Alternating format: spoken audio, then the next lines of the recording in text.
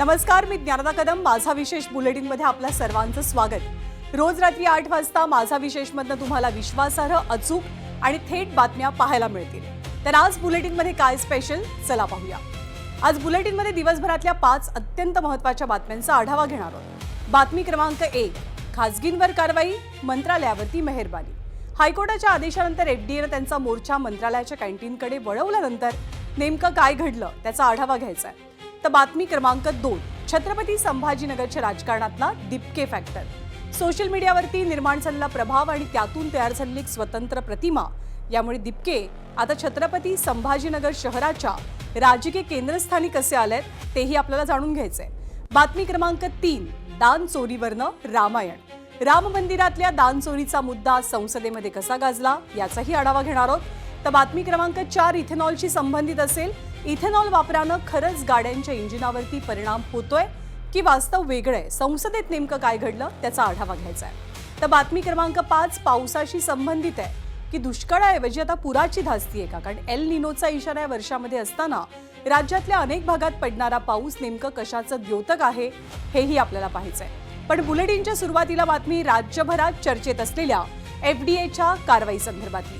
अन्न सुरक्षेच्या नावावर खासगी हॉटेलांवरती धाडी, परवाने रद्द करणं, नोटिसांचा वर्षाव करणं, हे चित्र गेल्या काही दिवसांपासून राज्यात खूप कॉमन झालेलं आहे. पण मुंबई उच्च न्यायालयानं बुधवारी विचारलेल्या एका प्रश्नानं या कारवाईला वेगळीच कलाटणी मिळाली.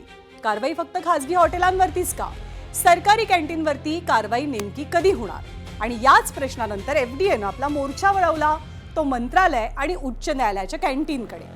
गुरुवारी उच्च न्यायालयातल्या स्टाफ कॅन्टीनची तपासणी झाली, ज्यात अन्न सुरक्षा नियमांचं उल्लंघन आणि परवानाच नाहीये हे वास्तव समोर आलं. मग काय, खासगी हॉटेलांना दाखवला जाणारा एफडीएचा कारवाईचा दंडुका थेट न्यायालयाच्या कॅन्टीनवरही चालला. पण खरा ट्विस्ट हा पुढच्या सुनावणीत आला, म्हणजे आजच्या सुनावणीमध्ये. एफडीएनं मंत्रालयातील कॅन्टीनचा अहवाल कोर्टात सादर केला. सरकारी वकिलांनी मंत्रालयाच्या कॅन्टीनमध्ये एकही कीटक आढळला नाही हे ऐकताच न्यायमूर्तींनी रोखठोक सवाल विचारला.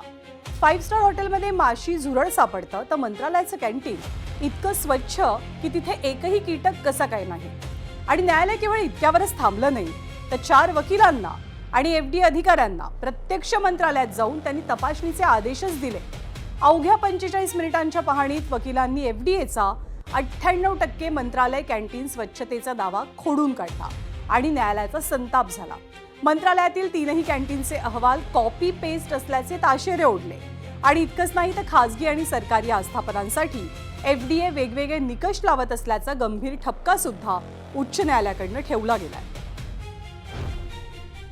काय मनापासून आपण इथे साफसफाई, स्वच्छतेकडे आणि जेवणाचं लक्ष देतो. आपण नीटनेटकं झाकून ठेवणे, मुलांना हे ताकीद देणे, कॅप बनायला सांगणे, हँडग्लोव्ह घालायला सांगणे, आपले मनापासून इथे आमचे प्रयत्न आटोकाट चालू असतात. ते चांगलं असतं. कधी आपण चुकून गडबड कधीतरी मीठ कमी जास्त होतं असतं. ते काही लोक त्या दिवशी एकदा बोलले, एक माणूस भात चांगला आहे, थोड्या वेळ म्हणतो एक माणूस बरोबर नाही. त्याचं प्रत्येकाच्या प्रतिक्रिया थोडं तरी अलग असतात. कुणाला कधी कमी मीठ कमी जातं, आज चुकून कधीतरी घाई गडबडीत होतं काहीतरी चुकून.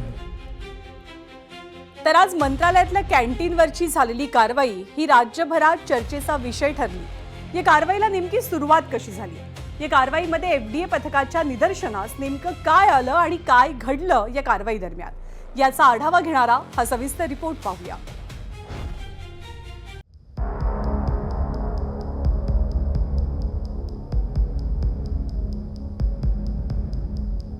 मंत्रालयाच्या उपहारगृहात आपण सध्या आहोत, जिथे आता काही वेळातच एफडीएचं पथक हे वकिलांसोबत येणार आहे. तर काही दिवसांपूर्वी या उपहारगृहाची देखील तपासणी करण्यात आली, मात्र कोणतीही अनियमितता न आढळल्याने एफडीएने या उपहारगृहाला क्लीन चिट दिलेली आहे. आपण जर बघितलं तर सध्या जेवणाची वेळ आहे, मोठी गर्दी सध्या इथे दिसून येते. आपण जे उपहारगृहाचे कर्मचारी आहेत त्यांच्या डोक्यावरती त्यांनी टोप्या देखील घातलेल्या आहेत, जेणेकरून त्यांचे केस कुठे काढण्यात जाणार नाही. एवढंच जर बघितलं किचनचा जो भाग आहे तिथे देखील सध्या काम सुरू आहे, स्वच्छता होत असल्याचं देखील आपल्याला दिसून येत आहे. अगदी 2 दिवसापूर्वी एफडीएचं पथक इथे येऊन गेलेलं होतं, मात्र त्यांना कोणतीही अनियमितता सध्या आढळली नाहीये. या संपूर्ण प्रकरणात सध्या मुंबई उच्च न्यायालयात याचिका दाखल करण्यात आली आहे. एफडीएने सध्या कारवाईचा धडाका लावलेला आहे. मात्र या कारवाया फक्त खासगी आस्थापनांवर होत असल्याची टिप्पणी करत मुंबई उच्च न्यायालयाने उच्च न्यायालय असेल, मंत्रालय असेल, यासह सगळ्या सरकारी आणि निमसरकारी ज्या आस्थापना आहेत त्यांच्या तपासणीचे आदेश देण्यात आलेले होते आणि त्यानुसार इथे तपासणी झाली, मात्र काहीच वावगं आढळलं नाही असा अहवाल आज FDA कडून कोर्टात सादर केला. एवढ्या मोठ्या खानावळीमध्ये एकही कीटक कसा नाही सापडला? जर पंचतारांकित हॉटेलमध्ये कीटक माशा सापडतात तर मग मंत्रालयाच्या खानावळीत कसं नाही, असा सवाल इकडे उपस्थित केला आणि FDAच्या कारवाईवरच प्रश्नचिन्ह मुंबई उच्च न्यायालयाकडून उपस्थित करण्यात आलेलं आहे.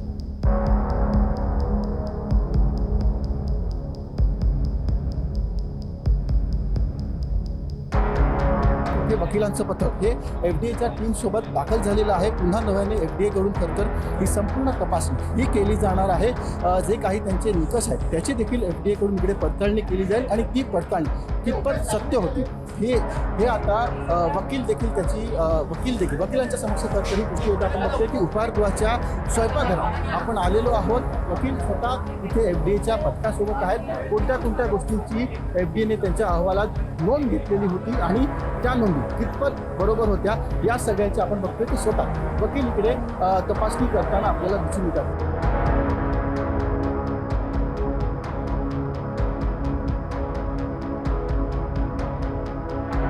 FDAच्या कारवाईनंतर आणि जेव्हा या गोष्टी समोर आला की आज ना उद्या FDAचं पथक इथे देखील धडकेल, त्यानंतर कुठे ना कुठे इथली जी स्वच्छता असेल, इथला जो खाद्याचा दर्जा असेल तो काही प्रमाणात वाढलेला आहे आणि त्यामुळे दर्जा तरी वाढलेला आहे. मात्र असं असलं तरी आपण बघतोय की ज्या काही छोट्या मोठ्या त्रुटींमुळे आजवरती FDA मोठमोठ्या आस्थापनांवरती कारवाई करत होती, त्यांचे परवाने रद्द करत होती, त्यालाच मुंबई उच्च न्यायालयात याचिका दाखल झाल्या. कैंटीन का वो नाइफ आपने बोला किधर है? बोला नीचे है। आपने बोला दिखाएगा, छुरी किधर है? किस तरीके से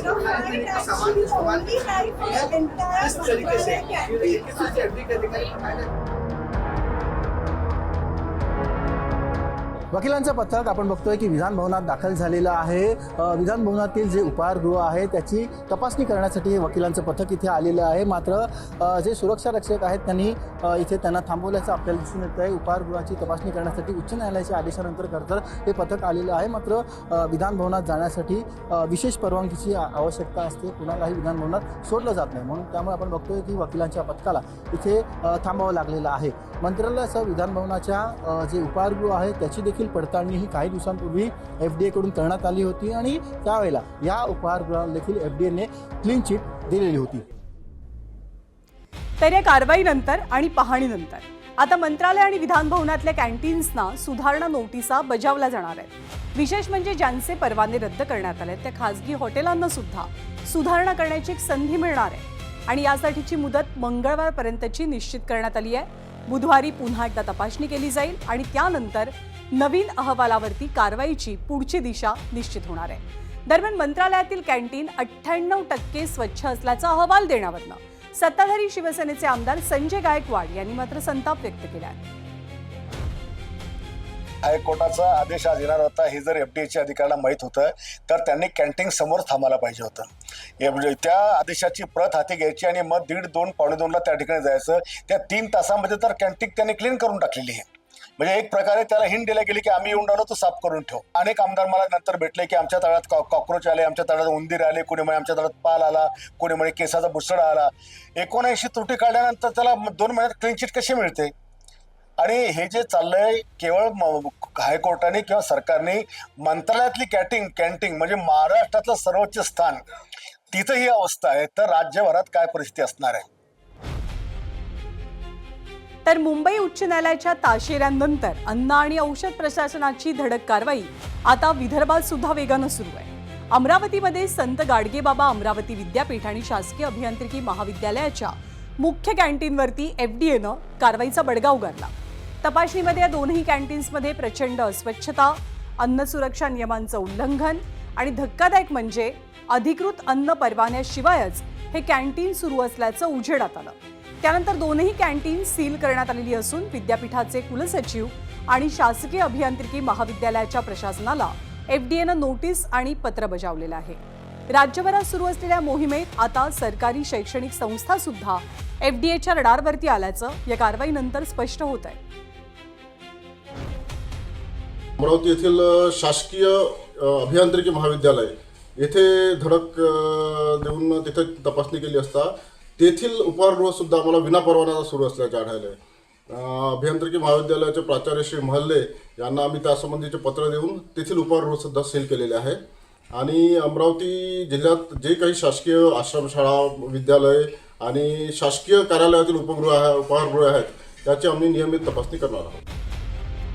तर खासगी हॉटेलांवरती धाडी टाकताना एफडीएचा दंडुका जितका धारधार दिसतो तितकाच तो सरकारी कॅन्टीन समोर बोथट का होतो असा प्रश्न आता विचारला जातोय.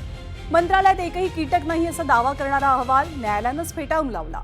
कॉपी पेस्ट अहवालावरती ताशेरे ओढले आणि पुन्हा तपासणीचे आदेश द्यावे लागले. मग प्रश्न एकच आहे की एफडीएची कारवाई खरंच सर्वांसाठी समान आहे की सरकारी दारात ती कारवाई पोहोचली की नियमांचं सुद्धा व्हीआयपीकरण होतं. मुंढेंनी खासगी आस्थापनांवरती कारवाईचा धडाका लावलाय, पण न्यायालयानं एका सुनावणीत दाखवून दिलं झुरळ सरकारी असो की खासगी, अन्न सुरक्षा नियमांना व्हीआयपी पास नसतो. अन्न सुरक्षेचा कायदा जर सर्वांसाठी समान असेल तर त्याची अंमलबजावणी सुद्धा तितकीच निष्पक्षपातीपणे असायला हवी. बातमी अभिजित दिपके यांच्याशी संबंधित. राज्यामध्ये एफडीएची कारवाई आणि तुकाराम मुंढेंच्या नेतृत्वाची चर्चा रंगलेली असताना आणखी एक व्यक्तिमत्व चर्चेत आलंय. हे व्यक्तिमत्व म्हणजे दिल्लीत 36 दिवस विद्यार्थी आंदोलनाचं यशस्वी नेतृत्व करणारे अभिजित दिपके. अभिजित दिपकेंच्या आंदोलनानंतर केवळ सामाजिकच नाही तर राजकीय वर्तुळात सुद्धा नव्या चर्चा रंगू लागल्यात. आंदोलनाला मिळालेला तरुणांचा उत्स्फूर्त प्रतिसाद, सोशल मीडियावरती निर्माण झालेला प्रभाव आणि त्यातून तयार झालेली एक स्वतंत्र प्रतिमा यामुळे दिपके आता छत्रपती संभाजीनगर शहराच्या राजकीय केंद्रस्थानी आले आहेत. या चर्चेला अधिक बळ मिळालं ते ठाकरे गटाचे ज्येष्ठ नेते चंद्रकांत खैरेंनी दिपकेंच्या निवासस्थानी जाऊन घेतलेल्या भेटीनंतर. आणि या भेटीनंतर आणखी एक महत्त्वाची घडामोड घडली. स्वतः उद्धव ठाकरेंनी अभिजित दिपकेंसह त्यांच्या कुटुंबियांशी फोनवरनं संवाद साधला आणि मातोश्रीवरती या असं निमंत्रण सुद्धा दिलं. तर दुसरीकडे शिंदे गटानं सुद्धा दिपकेंपासून अंतर ठेवलेलं नाहीये. पालकमंत्री संजय शिरसाट यांनी दिपके यांची भेट घेतली. त्यापाठोपाठ बच्चू कडू सुद्धा भेटीसाठी पोहोचले. त्यामुळे तर राजकीय चर्चा रंगू लागल्यात. महत्त्वाची बाब अशी की या सगळ्या घडामोडींनंतरही उद्धव ठाकरेंची शिवसेना किंवा एकनाथ शिंदेंच्या शिवसेनेकडनं कोणती भूमिका जाहीर करण्यात आली नाहीये. संजय शिरसाट साहेब जे दिपकेजींना भेटले ही त्यांची वैयक्तिक भेट होती. दुसरी महत्त्वाची गोष्ट आहे की दिपकेजींच्या बाबतीमध्ये म्हणजेच विद्यार्थ्यांच्या बाबतीमध्ये शिवसेनेची देखील स्पष्ट भूमिका होती की विद्यार्थ्यांची नीटच्या बाबतीतली जी मागणी आहे ती नीटच्या बाबतीतली मागणी केंद्र सरकारनं विशेषतः नरेंद्र मोदी साहेबांनी पुढाकार घेऊन पूर्ण केलेली आहे. आता दुसरा UBT पक्ष आहे. तुमचं असं म्हणणं आहे की ते त्यांच्या जवळ जात आहे. त्यांना जवळ जाणं क्रमप्राप्तच आहे कारण मतदारांनी त्यांना नाकारलेलं आहे. ते आता 5व्या, 6व्या, 7व्या नंबरला महाराष्ट्राच्या राजकारणामध्ये आलेले आहेत.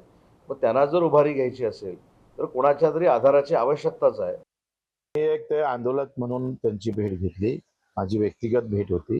एका आंदोलक भेटला पाहिजे आणि दुसरी गोष्ट एक महाराष्ट्राचा तरुण आहे त्याच्या पाठीशी आपण उभं राहिलं पाहिजे ना. तर छत्रपती संभाजीनगरच्या बदलत्या राजकारणात अभिजित दिपके हे पुढच्या काळातील महत्त्वाचे राजकीय केंद्रबिंदू ठरू शकतात. त्यामुळे की काय दोन्ही शिवसेना सध्या त्यांच्याशी संवाद साधून आहेत. दोन्ही राजकीय पक्षांसाठी अभिजित दिपके महत्त्वाचे ठरू कसे शकतात हे जाणून घेऊया ग्राफिकच्या माध्यमातून. छत्रपती संभाजीनगरात शिंदेंसाठी दिपकेंचं महत्त्व कसं आहे? भाजपसोबत सत्तेत असताना सुद्धा एकनाथ शिंदेंना स्वतःचा स्वतंत्र जनाधार वाढवण्याची किंवा तो अधिक मजबूत करण्याची अर्थातच गरज आहे. दिपकेंना मिळालेला तरुणांचा प्रतिसाद भविष्यातील निवडणुकांमध्ये महत्त्वाचा ठरू शकतो.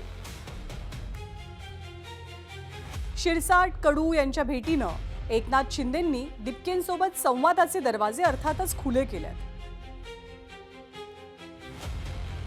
तर उद्धव ठाकरेंसाठी छत्रपती संभाजीनगरातलं अभिजित दिपकेचं महत्त्व. ठाकरेंच्या शिवसेनेला छत्रपती संभाजीनगरमध्ये एका नव्या पिढीतल्या नेतृत्वाची आणि चेहऱ्याची गरज आहे. दिपकेंच्या आंदोलनामुळे त्यांची तयार झालेली जी इमेज आहे त्या इमेजवरती ठाकरेंच्या शिवसेनेला भाजप विरोधी मतं मिळू शकतात असा एक अंदाज बांधला जातो. दिपकेंच्या पाठीशी असलेल्या तरुणांना आपल्या बाजूनं करण्याचा एक प्रकारे प्रयत्न सुद्धा ठाकरे करत असल्याचं बोललं जात आहे. तर अभिजित दिपके आणि उद्धव ठाकरे यांच्यात वाढलेल्या संवादामुळे राजकीय चर्चाही सुरू झाल्यात. मराठवाड्यामध्ये पुन्हा संघटनात्मक बळ मिळवण्यासाठी हा नवीन चेहरा फायदेशीर ठरेल असा कयास बांधला जातोय. तर जेव्हा दिल्लीमध्ये अभिजित दिपकेंचं आंदोलन सुरू होतं तेव्हा ठाकरेंनी पहिल्या दिवसापासून त्यांना पाठिंबा दिलेला आणि दिल्लीतील आंदोलन संपताच शिवसेनेचे मंत्री संजय शिरसाट यांनी दिपकेंचं घर गाठलं. त्यापाठोपाठ बच्चू कडू सुद्धा भेटीसाठी पोहोचले.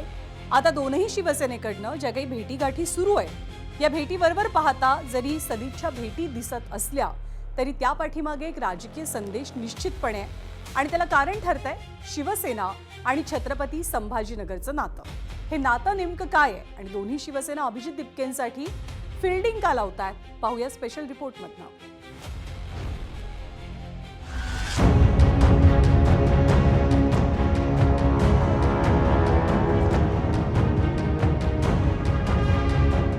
शिवसेना आणि छत्रपती संभाजीनगर, एक राजकीय पक्ष आणि एक शहर, दोघांचंही दशकांचं नातं.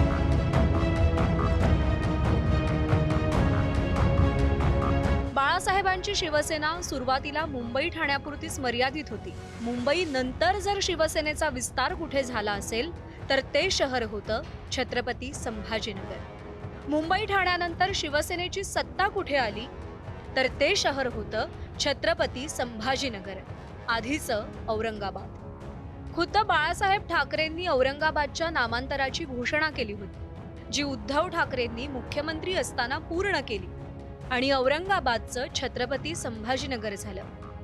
पुढे जेव्हा शिवसेनेत बंडखोरी करून एकनाथ शिंदे मुख्यमंत्री झाले त्यांनी शहराचं नाव छत्रपती संभाजीनगर केलं. जिल्ह्यात 9 आमदार आहेत आणि त्यातल्या बहुतांश जागा शिवसेनेकडेच असायच्या. 2019ची निवडणूक सोडली तर गेल्या 2 दशकांमध्ये शिवसेनेचाच खासदार इथूनच संसदेत गेलाय. पण आधी MIM आणि आता भाजपनं शहरात चांगला जम बसवलाय. शिवाय पक्षात झालेल्या फुटीमुळेही कार्यकर्तेही फुटलेत. त्यामुळेच की काय दोन्ही शिवसेना आज विद्यार्थी चळवळीचा चेहरा बनलेल्या अभिजित दिपकेंना आपल्या बाजूने ठेवण्याच्या प्रयत्नात आहेत. ब्युरो रिपोर्ट, ABP माझा. तर घडणाऱ्या घडामोडी आपण सगळेजण पाहतोय पण मुद्दा हा महत्त्वाचा आहे की अभिजित दिपके नेमके कोणत्या राजकीय वाटेवर जाणार याचं उत्तर आज कुणाकडेच नाहीये. पण एक गोष्ट मात्र स्पष्ट आहे, आंदोलनामधनं निर्माण झालेला जनाधार हा आता राजकीय भांडवल बनू लागलाय. छत्रपती संभाजीनगरमध्ये नव्या नेतृत्वाच्या शोधात असलेल्या दोनही शिवसेनांसाठी दिपके हे केवळ एक आंदोलन करता नाहीयेत तर भविष्यातला राजकीय फॅक्टर सुद्धा ठरू शकतात.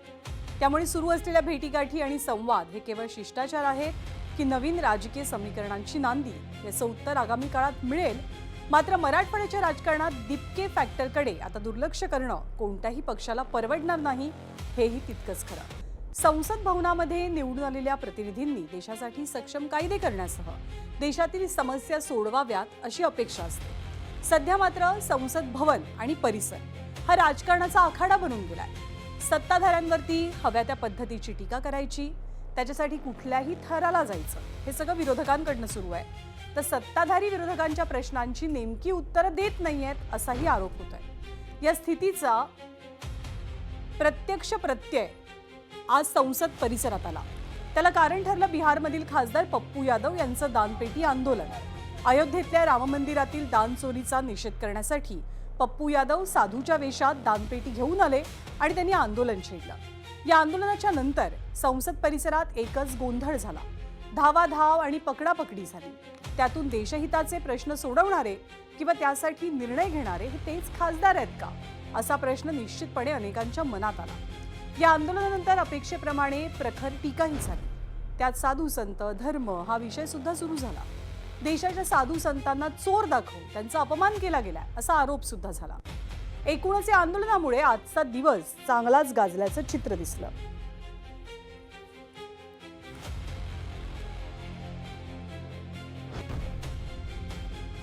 तर या आंदोलनात नेमकं काय झालं हे आपण जाणून घेऊया. पप्पू यादव नेमके कोण आहेत ज्यांनी या आंदोलनाचं नेतृत्व केलं? तर पप्पू यादव हे बिहारच्या पूर्णियातील अपक्ष खासदार आहेत. ते काँग्रेसचे सहयोगी खासदार आहेत. अयोध्येतील दान चोरीच्या मुद्द्यावरनं ते आज संसद भवनात साधूंचा वेश परिधान करून पोहोचले. त्यांच्या हातात एक दानपेटी होती जी प्रतिकात्मक होती.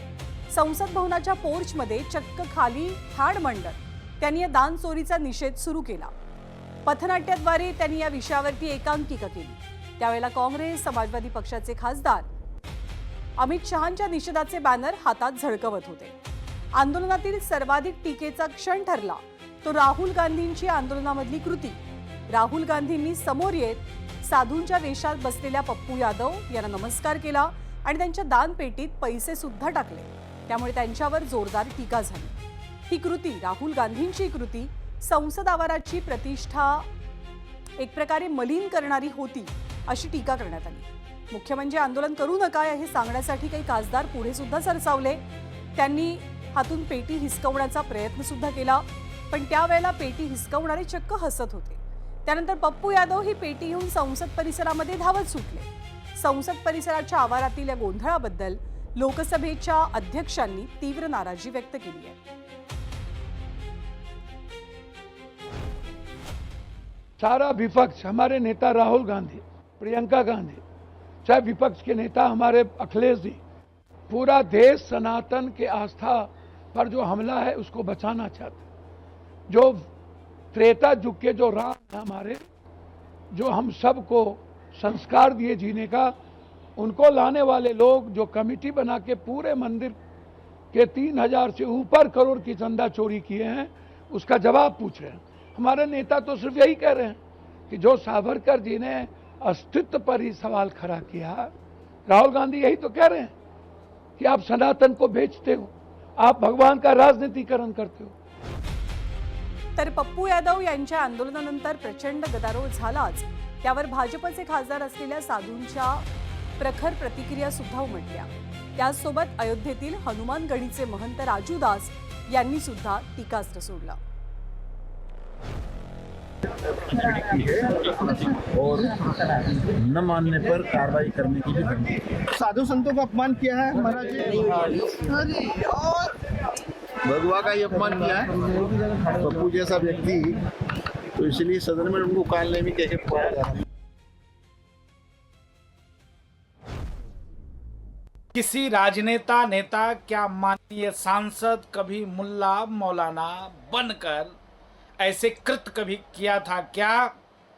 जिस प्रकार से राम मंदिर में अव्यवस्था को लेकर संतों का भेष धरकर साधु बनकर चंदा चोरी करते हुए पप्पू यादव अपने आप को दिखाया है, दूसरे तरफ राहुल गांधी हंस रहे उसमें चंदा डाल रहे हैं, तीसरे तरफ तथा कथित समाजवादी पार्टी के सांसद अवधेश प्रसाद और समाजवादी पार्टी की टोपी पहने समाजवादी नेता कॉलर पकड़कर साधु के खींच रहे हैं.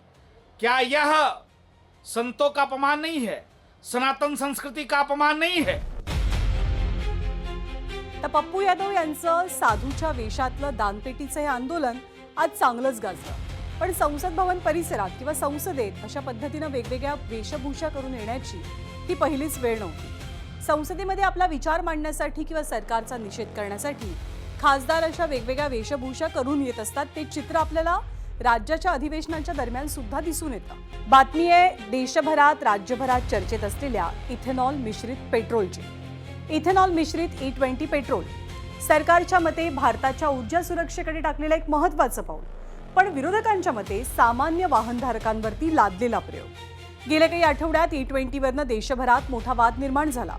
मायलेज कमी होत आहेत अशा तक्रारी आल्या, इंजिन खराब होत आहेत असे दावे केले गेले. वाढलेल्या सर्व्हिस खर्चाबाबतचे अनुभव आणि सोशल मीडियावरच्या चर्चांमुळे हा मुद्दा आता थेट संसदेत पोहोचला. विरोधकांनी सरकारवरती घाईघाईनं धोरण राबवल्याचा आरोपही केला. तर सरकारनं प्रत्येक आरोपाला तथ्यांच्या आधारे उत्तर देण्याचा प्रयत्न केला. त्यामुळे E20चा वाद आता केवळ इंधनापुरता मर्यादित राहिलेला नाहीये, तर तो राजकीय आणि जनविश्वासाचाच मुद्दा बनलाय. त्यामुळे सरकारला या मुद्द्यावरती वारंवार स्पष्टीकरण द्यावं लागतंय.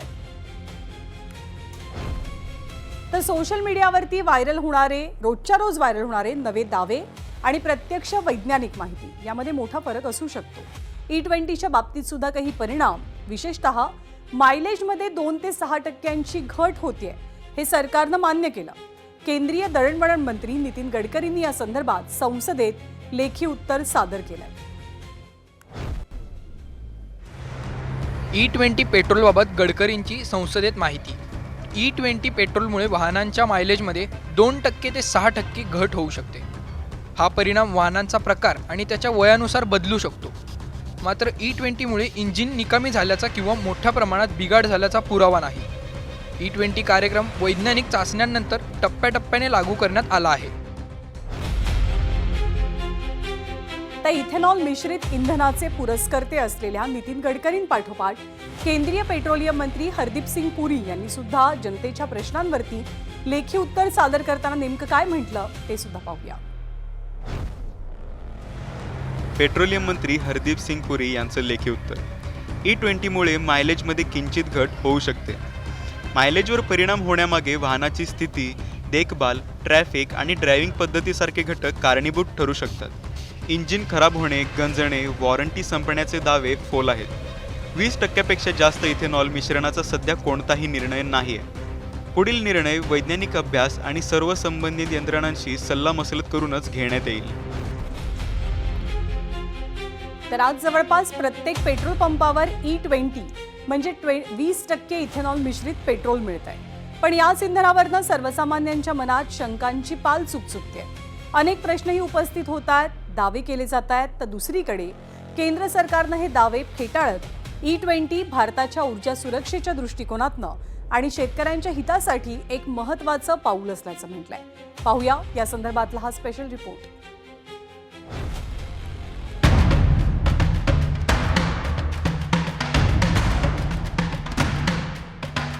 हम बात करेंगे इसीलिए तो बोल रहे कल उसको आना पड़ेगा यहाँ पर ही, नहीं तो कल पेट्रोल पंप पे ताला लग जाएगा. ये पेट्रोल है, ये पेट्रोल है, ये टोटल गाड़ी में पेट्रोल का पानी भरा हुआ. देशभरात E20 पेट्रोलचा वापर वाढत असताना वाहनधारकांच्या मनात अनेक प्रश्न आहेत. विशेषतः ज्यांच्याकडे एप्रिल 2023 पूर्वीची वाहनं आहेत त्यांना आपल्या गाडीच्या इंजिनाचं काय होणार अशी चिंता सतावतीये. आधीच पेट्रोलच्या वाढत्या दरांचा खिशाला फटका बसतोय. त्यात जर E20 पेट्रोलमुळे मायलेज कमी झालं तर काय करायचं याचंही टेन्शन सर्वसामान्यांना नक्कीच येत आहे. देशातल्या जनतेवर असं काही लादू नका. तुम्ही जनतेला विश्वासात घ्या, पण गरज नसताना का करताय? जे प्युअर पेट्रोल आहे तेच आम्हाला द्या. नसेल तर तुमचं E20 प्युअर इथेनॉल तिकडे विका.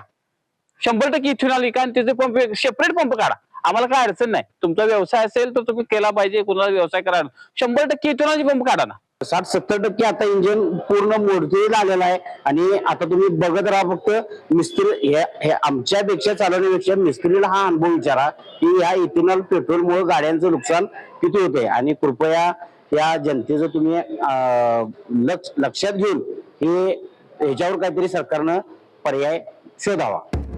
सोशल मीडियावर तर जुन्या गाड्या भंगारात जातील, इंजिन गंजेल, वॉरंटी संपेल असे मेसेजेस मोठ्या प्रमाणावरती व्हायरल होत आहेत.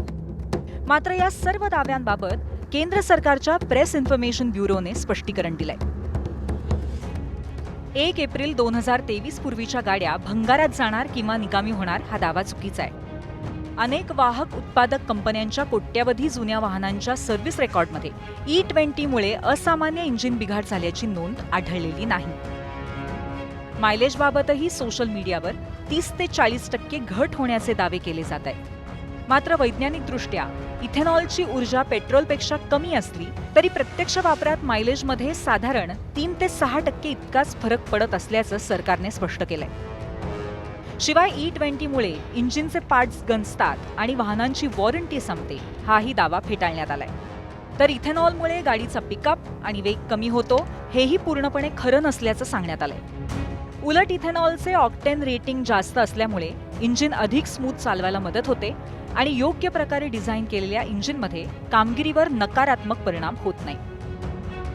इथेनॉल मिश्रित E20 पेट्रोलबद्दल अनेक दावे आणि प्रतिदावे समोर येत आहेत. या इंधनाचा इंजिन, मायलेज आणि वाहनाच्या कामगिरीवरती होणाऱ्या परिणामाबद्दल कार तज्ज्ञांनीही आपलं मत व्यक्त केलंय. आतले जे इंजिन मधले रबरचे पार्ट्स आहेत, काल दस्तर खुद्द रस्ते वाहतूक मंत्री नितीन गडकरी यांनी सुद्धा मान्य केलं की E20 पेट्रोलमुळे रबरचे पार्ट्स डॅमेज व्हायची शक्यता आहे. मग ते आता ते स्वतःच मान्य करतायत. याचा अर्थ आहे की E20 वरती कुठंतरी जोपर्यंत E20 कंप्लायंट गाड्या येत नाहीत किंवा आल्या असतील तर फक्त त्यांनाच तुम्ही रेग्युलर करा आणि बाकीच्या गाड्यांना तुम्ही ऑप्शन द्या. पण आतापर्यंत नेहमी पेट्रोल वापरत असताना अचानक सरकार इथेनॉलसाठी आग्रही का, असाही सवाल विचारला जातोय. तर यामागे कारण आहे भारताचं वाढतं इंधन आयात धोरण. भारत आजही कच्च्या तेलासाठी मोठ्या प्रमाणावर परदेशावरती अवलंबून आहे. इथेनॉलचा वापर वाढला तर आयात कमी होईल, परकीय चलनाची बचत होईल. ऊस आणि मक्यासारख्या पिकांना मोठी बाजारपेठ मिळेल आणि कार्बन उत्सर्जनही कमी करायला मदत होईल, असा सरकारचा दावा आहे. सरकारने E20ला प्रोत्साहन दिलं असलं तरी वाहन उद्योग आता फ्लेक्स फ्युएल आणि अधिक इथेनॉल वापरू शकणाऱ्या इंजिनकडे वाटचाल करते. मात्र ग्राहकांच्या शंका दूर करणं, वाहनांबाबत स्पष्ट मार्गदर्शक सूचना देणं, इंधनाच्या गुणवत्तेबाबत विश्वास निर्माण करणं ही सरकार आणि वाहन कंपन्यांपुढे मोठी जबाबदारी असेल. स्पेशल रिपोर्ट ABP माझा. तर E20च्या सगळ्या वादात सरकार आणि विरोधक यांचे युक्तिवाद दावे वेगवेगळे असू शकतात, पण या संपूर्ण चर्चेचा केंद्रबिंदू एकच आहे, तो म्हणजे सामान्य वाहनधारक. कारण त्याला राजकारणापेक्षा जास्त महत्त्वाचं आहे त्याच्या गाडीचं इंजिन आणि त्याच्या खिशातला खर्च आणि त्याच्या पैशांचं मूल्य. एका बाजूला सोशल मीडियावरती भीती निर्माण करणारे दावे आहेत, तर दुसऱ्या बाजूला सरकार आणि तज्ज्ञांकडनं त्याच दाव्यांचं खंडन केलं जात आहे. त्यामुळे अफवा आणि वास्तव यामधला फरक समजून घेणं तितकंच महत्त्वाचं आहे. कारण शेवटी प्रश्न केवळ गाडीचा नाही आहे, तर सामान्य माणसाच्या खिशाचा, देशाच्या ऊर्जा सुरक्षेचा आणि भविष्यातल्या इंधन धोरणाचा सुद्धा आहे. यंदाच्या मान्सूनच्या सुरुवातीलाच एल निनो सक्रिय असल्यानं राज्यात सरासरीपेक्षा कमी पावसाचा अंदाज व्यक्त झाला होता. पण जुलै महिना सुरू झाला आणि निसर्गानं वेगळंच रूप दाखवायला सुरुवात केली. अनेक भागात विक्रमी पावसानं हजेरी लावली. मान्सूनच्या सुरुवातीला असलेली जवळपास 40% तूट मोठ्या प्रमाणात भरूनही निघाली. धरणांमधला पाणीसाठा लक्षणीयरित्या वाढला. काही ठिकाणी नद्या दुथडी भरून वाहू लागल्या, तर काही ठिकाणी पूरपरिस्थिती पाहायला मिळाली. हवामान खात्यानं कोकण, गोवा आणि मध्य महाराष्ट्रात 2 ऑगस्टपर्यंत, तर मराठवाडा आणि विदर्भात 1 ऑगस्टपर्यंत जोरदार पावसाचा अंदाज व्यक्त केलाय. तर यंदा एल निनोमुळे दुष्काळ पडेल, पाऊस कमी होईल अशी भीती वारंवार व्यक्त होत होती. सरकारनं सुद्धा शेतकऱ्यांना पेरणीची घाई करू नका असं आवाहन केलं होतं. पण जुलै उजाडला आणि चित्र पूर्णतः बदललं. राज्यात विक्रमी पाऊस पडला, धरणं भरून वाहू लागली आणि अनेक ठिकाणी पूरस्थिती पाहायला मिळाली. मग एल निनोच्या वर्षात असं नेमकं काय घडलं? हवामानशास्त्रातील पॉझिटिव्ह इंडियन ओशन डायपोलनं एल निनोचा प्रभाव नेमका कसा कमी केला, पाहूया त्याविषयीचा रिपोर्ट.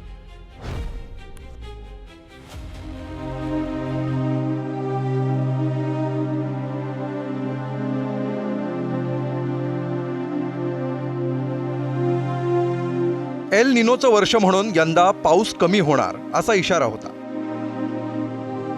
इतकंच काय तर शेतकऱ्यांनीही खरीपाच्या पेरण्या करताना घाई करू नये असं आवाहन सरकार वारंवार करत होतं. त्यातच जून महिना पूर्ण कोरडा गेला, म्हणून यंदा पाणी टंचाईचं टेन्शन सगळ्यांनाच आलं होतं. जुलै उजाडला आणि महाराष्ट्रात विक्रमी पाऊस झाला.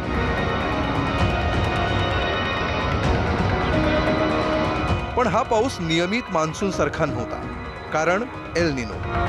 मान्सून काळामध्ये एका लईमध्ये पडणारा पाऊस असतो. मान्सूनचे ढग साधारणतः 4 किलोमीटर उंचीपर्यंत वाहत असतात. यावर्षी मात्र त्याहीपेक्षा उंच ढग तयार झाले आणि ते कमी वेळामध्ये असे उंच ढग तयार होत राहिले. सातत्याने त्यांची निर्मिती होत राहिली. त्यामुळे बऱ्याच भागांमध्ये 500-600 मिलीमीटर किंवा 1000 मिलीमीटरपर्यंत पण पाऊस झाला आणि ही स्थिती एल निनोमुळेच उद्भवली आहे असं शास्त्रज्ञांचं म्हणणं आहे. बरं, हे झालं शास्त्रज्ञांचं मत. पण आकडेवारी काय सांगते तर जरा मुंबईच्या पावसाचे आकडे बघा. कुलाबा वेधशाळा, जुलै महिन्यात सरासरी 768 मिलीमीटर पाऊस होतो. यंदा 1 ते 7 जुलैमध्येच 791 मिलीमीटर पावसाची नोंद झाली. सांताक्रूज वेधशाळेनुसार जुलै महिन्यात सरासरी 919 मिलीमीटर पाऊस होतो. यंदा 1 ते 7 जुलैमध्येच 779 मिलीमीटर पावसाची नोंद झाली. बरं, हे झालं मुंबईचं. राज्याच्या इतर ठिकाणीही असाच पाऊस झाला का तर नाही. त्याचाही एक पॅटर्न झाला. जसं की जुलैचा पहिला आठवडा कोकण पट्ट्यात विक्रमी पाऊस झाला, तर जुलैच्या शेवटी विदर्भात पावसानं जोर धरला. बरं, एल निनोच्या वर्षात असंच होतं का, तर त्याचीही आकडेवारी बघा. 1972 मध्ये सरासरीपेक्षा 24% कमी पाऊस झाला, देशात तीव्र दुष्काळ पडला. 1982 मध्ये सरासरीपेक्षा 14% कमी पाऊस झाला, अनेक भागात पाणी टंचाई निर्माण झाली. 1987 मध्ये सरासरीपेक्षा 19% कमी पाऊस झाला, कोरडा दुष्काळ पडला. 1997 मध्ये तीव्र एल निनो होता, तरीही सरासरीपेक्षा 2% अधिक पाऊस झाला, त्यामुळे हे अपवादात्मक वर्ष ठरलं.